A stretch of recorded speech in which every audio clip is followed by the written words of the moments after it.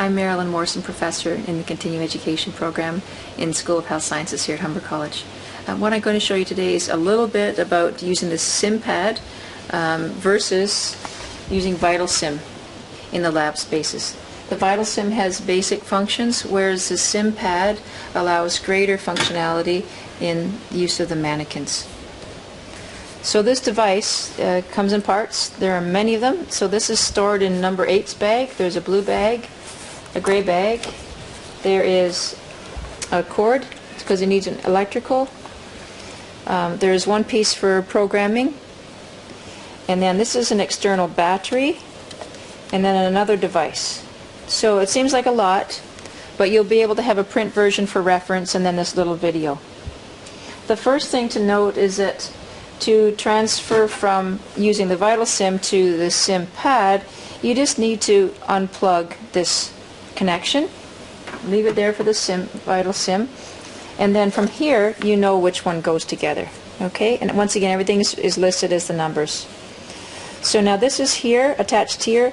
This plastic tube has to be attached, and all that you do is unscrew and replace that one with the one that was attached before. That is already attached onto this base. There is a power button here at the end. There is another cord that you've attached from this device to this one. So it links them.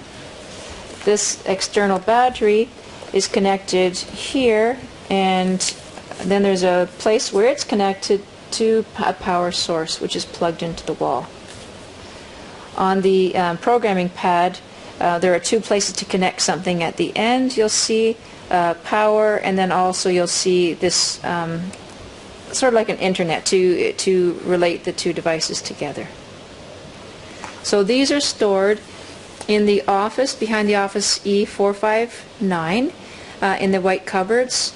And if you're going to use them, make sure you take one out and put everything back in its place after you're done, so that they're not lost. We have enough for all the labs to be using them at once.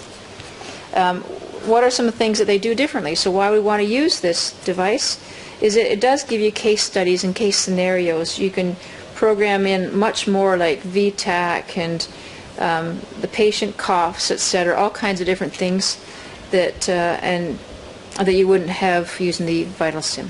That's just the beginning of what the SimPad can do for you.